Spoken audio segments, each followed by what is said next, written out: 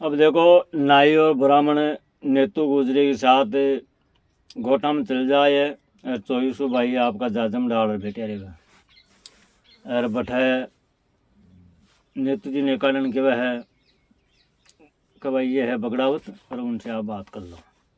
तो नाई और ब्राह्मण ने ही जाकर बगड़ावतों से प्रणाम किया। तब नेवाजी बोले, आओ ब्राह्मण देवता, किस देश से आए और आगे कहाँ जाना है? पंडित जी ने उत्तर दिया कि आपके पास आए हैं, आगे कहीं नहीं जाना है। तब नेवाजी ने बोले, आओ आज हमारे यहाँ किस कारण से आए और कहाँ से आए? पंडित जी कहता है कि मैं बंवाड़गढ़ से राजा हृदय की पुत्री का लगन लेकर आपके पास आया हूँ। नेवाजी ने कहा, पंडित जी हम तो सारे भाई शादीशुदा है। पंडित ने कहा कि शादी से कोई मतलब नहीं है। आप में से सवाई बोझ किसका नाम है? हमें उसको लगन देना है। नेवाजी ने कहा कि आपका राजा ने भेजा है या उसकी बाई ने भेजा है? पंडित ने कहा, नहीं साहब, हमें तो राजा ने नहीं भेजा, हमें तो बाई साहब ने भेजे हैं और कहा कि सवाई भोज 24 भाई, जयमंगलो हाथी, बवड़ी घोड़ी, शंकर की सेवा और उनके 2 औरत, ये सभी निशानियां बाई साहब ने बताई है। नेवाजी ने विचार किया कि बाई यह सभी निशाने कैसे जानती है। नेवाजी ने सवाई भोज से कहा कि भाई साहब इस लगन को ले लो।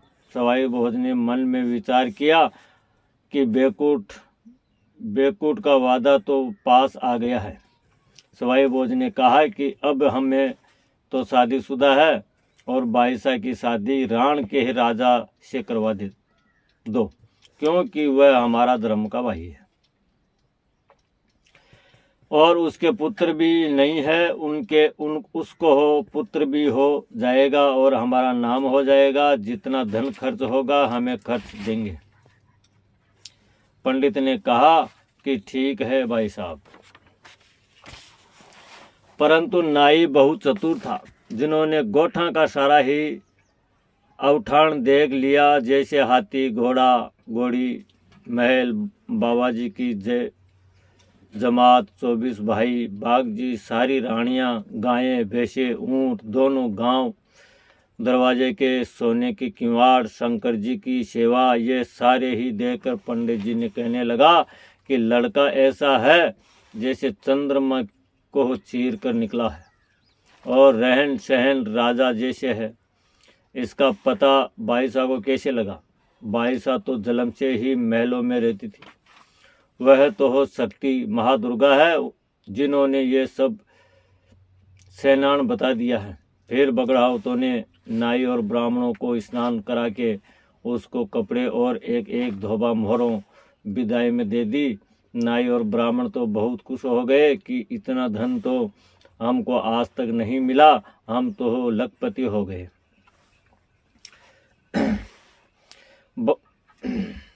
बगड़ावतों का राण में जाकर राजा दुर्जन साल को लगन देना। सांडिया में बैठकर 24 बगड़ावत दूसरे दिन नाई और ब्राह्मण को लेकर राण नगर में चले गए। वहां जाकर राणा जी से मिले और कहा कि राणा साहब, हम आपके दरबार में लगन लेकर आए हैं। राणा जी नेवाजी कहते हैं, साहब हम सचमुच आपका लगन लेकर आए हैं और नाई और ब्राह्मण भी हमारे साथ है। नाई और ब्राह्मण दोनों खड़े थे। तब राणा जी कहते हैं, नेवाजी हमारा 7 बार ब्याह हो चुका है, अब तो मैं वर्द हो गया हूँ, दुनिया मेरी मजाक उड़ाएगी। बोझा जी कहने लगे कि राजाओं के यहाँ तो बार बार विवाह होने की प्रथा है, आप तो दूल्हे बन जाओ, जो पैसे खर्च होंगे वो हम खर्च करेंगे, यह विवाह हमारी ओर से है। आपकी 7 रानियों के पुत्र नहीं, शायद ईश्वर की कृपा से आपके पुत्र हो जाए और आपका और हमारा नाम हो जाएगा। राणा जी ने भी सोचा कि ये बात तो सही है, पुत्र हो जाएगा तो राजगद्दी का मालिक भी हो जाएगा, अपना पैसा भी खर्च नहीं हो रहा, अपने को भी बिंदौरा खाना है। तब राजा ने कहा, लगन कहाँ से आया और कौन से गोत्र का है? बोधाजी कहते हैं कि लगन तो बंवालगढ़ से हृदय सोलंकी की कन्या का है। राजा कहता है कि विवाह की तिथि क्या है? इतने में ही पंडित जी कहता है कि विवाह की आकातीज का है। तो राणा ने लगन रख लिया और विवाह की तैयारियां शुरू हो गई। नाई और ब्राह्मण अपने देश में वापस रवाना हो गए। बगड़ावत वापस गोठा आ गए और नाई और ब्राह्मण बुमाड़गढ़ में पहुंचे। राजा हृदय ने ब्राह्मण से पूछा कि ही बाई का लगन किसको देकर आए, और ब्राह्मण ने कहा कि राजा बाईसा का लगन मेवाड़ देश के है, राणनगर के राजा दुर्जन साल हिंदू पत पडियार गोत्र के है, यहाँ देकर आए। बाईसा ने पंडित को बुलाकर पूछा तो पंडित ने गोठा कहा समाचार सुनाया कि बाईसा आपकी बताई निशानी मिल गई है, उनके द्वारा जाकर भोजाई जी के साथ आपकी सगाई की है। उन्होंने हमारे को दोबा भर कर के माया और मोहरे देकर विदा किया है। बाई कहा, विंध्यायक तेल चढ़ बैठ गया है और आकातीज का सावा विवाह। अब राणा जी के है विंध्यायक बैठ गए और राण नगर की ही कामणियां स्त्रियां बन्ना गाने लगे।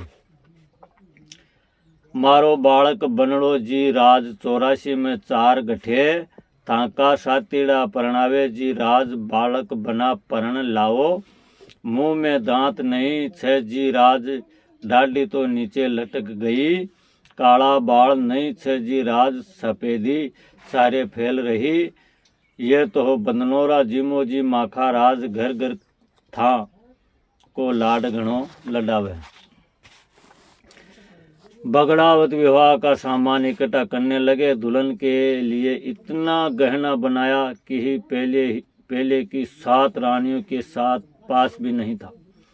राणा जी ने भी निमंत्रण देना शुरू कर दिया। प्रथम निमंत्रण अजमेर के राजा विष्णुदेव को दिया था, दिल्ली के बादशाह को, रोम के बादशाह को, काबुल बादशाह को, विराट देश का राजा रूप को, मालवा के राजा सुल्तान को, जैसलमेर का भाटी, कंकलोरा का चौहान, टोंक का सोलंकी, चांदारून का सांकड़ा, बूंदी का हाडा और कनौज का राठौड़, पुंगड़ का पडियार, जेतारून का राजा राठौड़, मारोट का गोड़, चित्तौड़ का सिसोदिया, अंबरकोट का सोडा, रूणीजा का कंवर तंवर, जोधपुर का राठौड़, मंदसौर का मियाँ और भीलवाड़ा का भील, हरमाड़ा का जाट, पिल्लोदा का खुमार, चांद का चेता मीणा, सांवर का दिया जोध का और सरवाड़ का काड़ू मियाँ आदि, इन सभी को राणा जी ने निमंत्रण दिया गया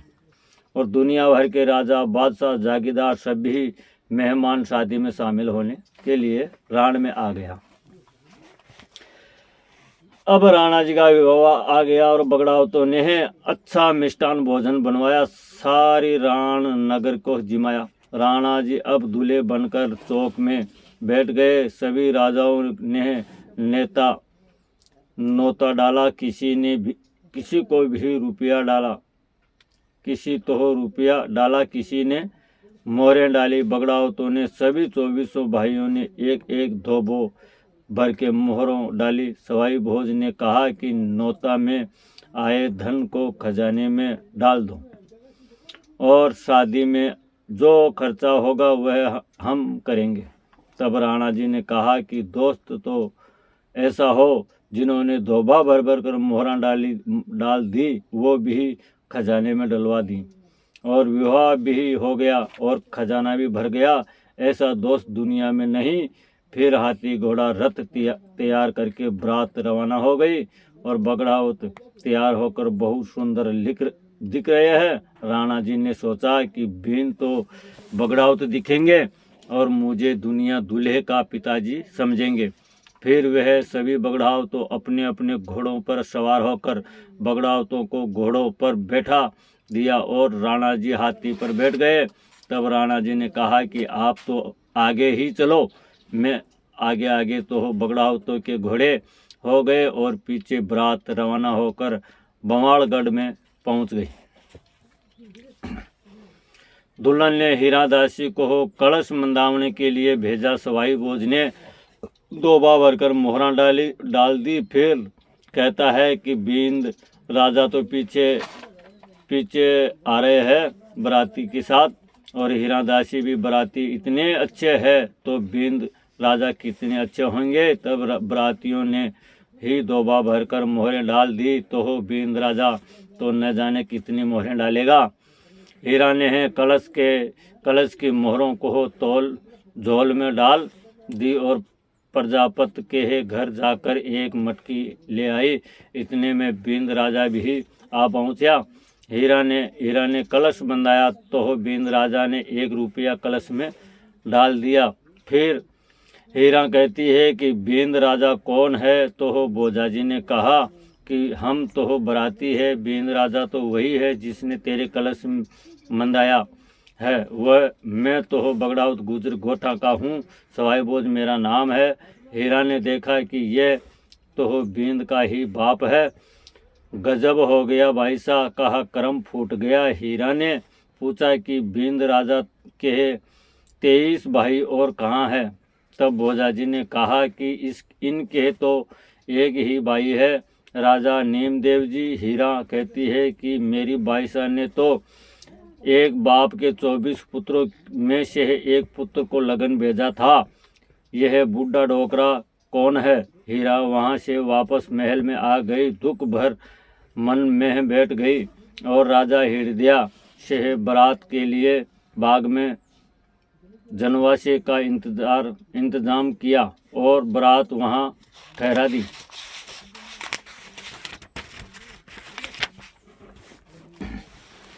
और इसके आगे की कथा अगला एपिसोड में आवली।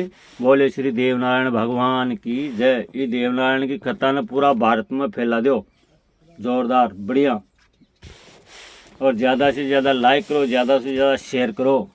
देवनारायण भगवान आपकी हर मनोकामना पूरी करेगा।